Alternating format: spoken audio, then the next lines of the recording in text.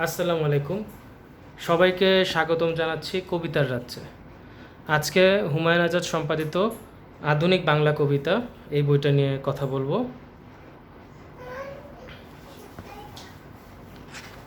এই বইয়ে আমাদের বাংলা ভাষার মেজর সমস্ত কবিতা রাখা হয়েছে। তবে তবে আছে একটা, তবে হচ্ছে আবু হেনা মুস্তফা কামাল এবং হেলাল হাফিজের কবিতা এখানে রাখা হয়নি। বাকি যাদের কবিতা রাখা হয়েছে সেখানে মোটামুটি বিখ্যাত যেসব কবিতা, যারা কবিতার পাঠক আছেন, যারা জানেন, তাদের সবার কবিতা এখানে রাখা হয়েছে। হুমায়ুন আজাদ অত্যন্ত গুরুত্বের সাথে পুরো সংকলনটা করেছেন এবং আমাদের রবীন্দ্রনাথ বাদ দিয়ে মূলত উনি সংকলনটা রেখেছেন।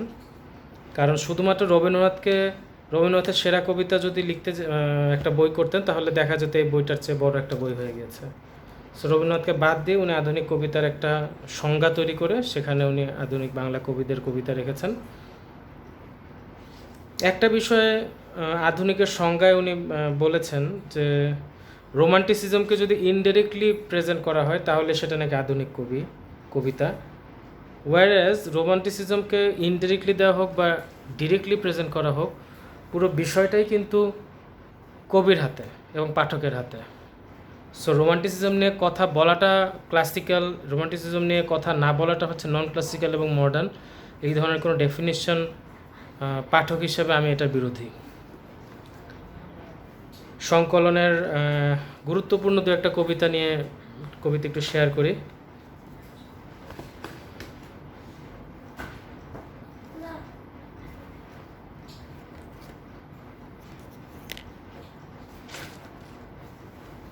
প্রথম কবিতা হচ্ছে জীবনানন্দ দাশের আকাশলীনা। সুরঞ্জনা ওইখানে যেও নাকো তুমি, বলো নাকো কথা ওই যুবকের সাথে, ফিরে এসো সুরঞ্জনা নক্ষত্রের রূপালী আগুন ভরা রাতে, ফিরে এসো এই মাঠে ঢেউয়ে, ফিরে এসো হৃদয়ে আমার, দূর থেকে আরও দূরে যুবকের সাথে তুমি যেও নাকো আর, কি কথা তাহার সাথে তার সাথে, আকাশের আড়ালে আকাশে, মৃত্তিকার মতো তুমি আজ তার প্রেম ঘাস হয়ে আসে, সুরঞ্জনা তোমার হৃদয় আজ ঘাস, বাতাসের ওপারে বাতাস, আকাশের ওপারে আকাশ। এই কবিতা অত্যন্ত জনপ্রিয়, পাঠকপ্রিয়, বহু জায়গায় আপনারা পড়েছেন, জেনেছেন। যারা জানেন না কে লিখেছেন, লেখকের নাম জীবনানন্দ দাশ। আরেকটি কবিতা খুব বেশি পাঠকপ্রিয় নয়, কিন্তু অবশ্যই বাংলা ভাষার, বাংলা সাহিত্যের একটা সেরা সংগ্রহ, নাম হচ্ছে শাশ্বতী। সুধীন্দ্রনাথ দত্ত লিখেছেন। শাশ্বতীরও কিছু লাইন আমি শেয়ার করছি। একদা এমনই বাদল শেষের রাতে, মনে হয় যেন শত জনমের আগে, সে এসে সহসা হাত রেখেছিল হাতে, চেয়েছিল মুখে সহজিয়া অনুরাগে, সেদিনও এমনই ফসল বিলাসী হাওয়া মেতেছিল তার চিকুরের পাকা ধানে, অনাদি যুগের যত চাওয়া যত পাওয়া খুঁজেছিল তার আনত দিঠির মানে, একটি কথার দ্বিধা থরথর চূড়ে ভর করেছিল 7টি অমরাবতী। কবিতাটা শেষ করলাম না, যাদের ভালো লেগেছে সুধীন্দ্রনাথ দত্তের শাশ্বতী খুঁজে নেবেন। এবার দ্রোহের কবিতা, সুভাষ মুখোপাধ্যায়। মে দিনের কবিতা। প্রিয় ফুল খেলবার দিন নয় অদ্য, ধ্বংসের মুখোমুখি আমরা, চোখে আর স্বপ্নের নেই নীল মধ্য, কাঠফাটা রোদে সেকে চামড়া, চিমনির মুখে শোনা সাইরেন শঙ্খ, গান গায় হাতুড়িও কাস্তে, তিল তিল মরণেও জীবন অসংখ্য, জীবনকে চায় ভালোবাসতে।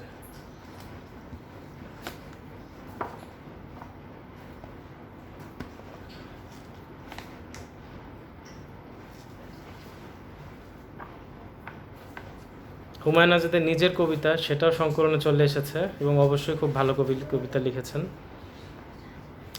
এই কবিতা বাংলাদেশের এখনকার সময়, 10 বছর আগের সময়, 20 বছর আগের সময়, সব সময় প্রাসঙ্গিক। কবিতার নাম সব কিছু নষ্টদের অধিকারে যাবে।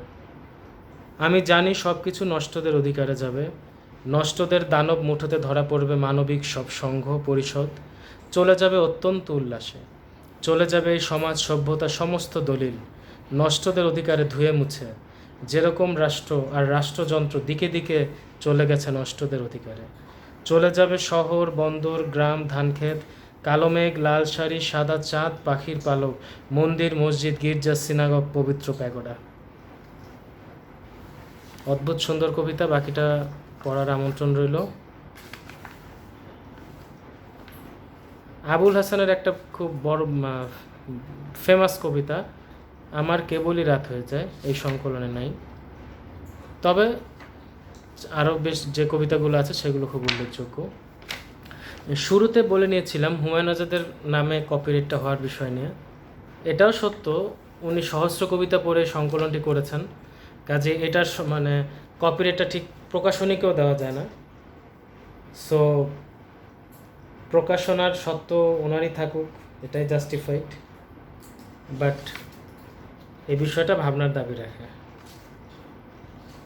আর নজরুলের কোনো কবিতা এখানে রাখা হয়নি, এটাও একটা ভাবনার দাবি রাখে। কারণ হচ্ছে নজরুলকে বাদ দিয়ে ধরা হচ্ছে যে আধুনিক বাংলা কবিতা, নজরুল হয়তো আধুনিক কবি নন, এরকম যদি ধরা হয় সেটার একটা জাস্টিফিকেশন দরকার আছে। দ্বিতীয়ত হুমায়ুন আজাদের আরেকটি বই কত নদী সরোবর, এই বইটা হচ্ছে মূলত বাংলা ভাষার একটা জীবনী লিখেছেন, বা বাংলা ভাষার জীবনী। কত নদী সরোবর বা বাংলা ভাষার জীবনী। বাংলা ভাষার জীবনী পড়ার প্রয়োজনীয়তা কেন? ভাষার শুরু থেকে আজকে পর্যন্ত ভাষার যে এভলিউশন হয়েছে এই জিনিসটা জানার জন্য ভাষার জীবনী পড়া দরকার। ধরে নেওয়া যায় বাংলা ব্যাকরণ বই খুব একটা পাঠকপ্রিয় বই না, কিন্তু ব্যাকরণ বই না পড়েও বাংলা ভাষার মতো অপূর্ব সুন্দর একটা ভাষা কিভাবে চর্যাপদের সময় থেকে আজকে এই পর্যায়ে আসলো তার ছোট্ট একটা রিভিউ এই বইতে পাওয়া যাবে। বইয়ের শুরুটি একটু বলে নেই। চাতক চাতকী আমি কখনো দেখিনি, তবে স্বপ্ন জাগান একটি গল্প শুনেছি আমার অদেখা ওই পাখি সম্পর্কে। পিপাসায় বুক ফেটে যেতে চায় চাতকের, দরকার তার ঠান্ডা জল। চারদিকে কত দিঘি, হ্রদ, সাগর, কত নদী সরোবর, কিন্তু তাতে কবি রামনীতিগুপ্ত প্রশ্ন করেছেন কী বা ফল চাতকের। চাতক চাতকীর পিপাসা তো মিটবে না পদ্ম দিঘির জলে, ঝর্ণাধারায় নদীর স্রোতে সরোবরের টলটলে পানিতে। তার চাই মেঘ গলা ঠান্ডা জল, চাতক চাতকী ডাকে ঠান্ডা মেঘ, কালো মেঘ জল দাও। তোমার ধারা জল ছাড়া কিছুতেই যে পিপাসা মেটে না। এক সময় নীল আকাশের কালো মেঘ গলে বৃষ্টি নামে, আকাশ থেকে রূপোর রেখার মতো নেমে আসা বৃষ্টির জল পান করে তৃষ্ণা মেটে চাতকীর। আর কোনো জলে, ওই নদীর, দিঘির, ঝর্ণার, সাগরের, সরোবরের জলে পিপাসা মেটে না তাদের। আমরা সবাই ওই চাতক চাতকেরই মতো। বলতে চেয়েছেন বাংলা ভাষা ছাড়া আমাদের কারোই তৃষ্ণা মেটে না। আমরা যত ভাষায় শিখি, আমাদের ভাষা, এই ভাষার জন্যই আমাদের এত মমতা। অদ্ভুত সুন্দর একটা বই। শুরু থেকে চর্যাপদের কথা বলেছেন, মাঝখানে বলেছেন বৈষ্ণব কবিতার কথা। বৈষ্ণব কবিতার কিছু কিছু কবিতা দিয়েছেন স্যাম্পল হিসেবে এবং এর অর্থ বলেছেন, কিছু কিছু শব্দের অর্থ বলে দিয়েছেন, এবং শ্রীকৃষ্ণ কীর্তনের সেই কবিতাগুলোর কথা বলেছেন 1200 থেকে 1350 খ্রিস্টাব্দ পর্যন্ত। এই পুরো রিভিউ পরে যদি একটা নতুন শব্দ শিখেন তো বলে দেই, কালিন্দী হচ্ছে যমুনা, যমুনা নদীর আরেক নাম হচ্ছে কালিন্দী। একটা শব্দ বলে দেই, আরও বহু শব্দের কথা এখানে আছে। ইচ্ছা আছে এখান থেকে একটা পুরনো একটা কবিতা পড়ি, বৈষ্ণব কবিতারই একটা অংশ পড়ি, কিছুটা যেন আপনারা বুঝতে পারেন বৈষ্ণব কবিতার সৌন্দর্য।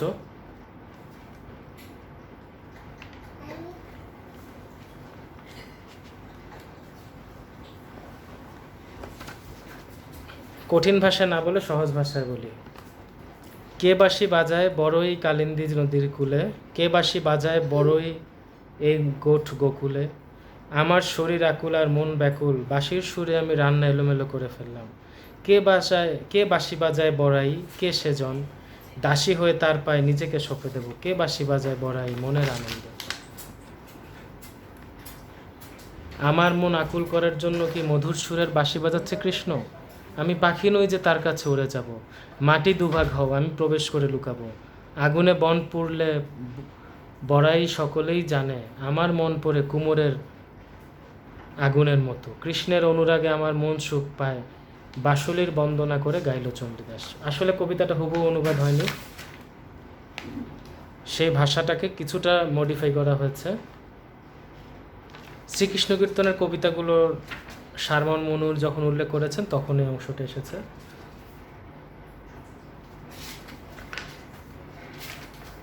এই বইটার সাথে আরেকটা বইয়ের কথা উল্লেখ করতে হবে, লাল নীল দীপাবলি। লাল নীল দীপাবলির পেছনে একটা ইন্টারেস্টিং গল্প আছে। লাল নীল দীপাবলি যখন আমি কিনি তখন কর্মসূত্রে আমি ঢাকার বাইরে ছিলাম। কোনো কারণে আমার মনে হলো যে বইটা আমার হাতে থাকলে ভালো লাগতো, কিন্তু যেখানে ছিলাম অর্থাৎ পাবনায় ছিলাম সেই জায়গায় কিন্তু বইটার পাওয়ার কোনো সম্ভাবনাই নাই। সেখানে যে লাইব্রেরিগুলো আছে সেখানে খুব মিনিমাম বইপত্র থাকে, গাইড বই থাকে এবং অন্যান্য কিছু জরুরি বই। তো হঠাৎ করেই বাবা লোকনাথের আশ্রমে ভ্রমণের একটা শিডিউল হলো এবং সেখানে নিচতলা একটা বুক স্টোরে, আশ্রমের নিচে একটা বইয়ের স্টলে আমি এই বইটা পেয়েছিলাম, লাল নীল দীপাবলি। বইটা আমার লাইব্রেরিতে আছে, এখন দেখাতে পারছি না। তো এই লাল নীল দীপাবলি বইটাতেও এবং এই কত নদী সরোবর, এই দুইটা বই আমি মাস্ট বলবো যে বাংলা ভাষার এভলিউশনটা জানার জন্য খুব জরুরি এবং অনেক সৌন্দর্য এবং মমতা দিয়ে উনি বই দুটো লিখেছেন। আপনাদের আরও পড়ার আমন্ত্রণ জানাই, আরও পড়ুন, সমৃদ্ধ হন, ভালো থাকুন।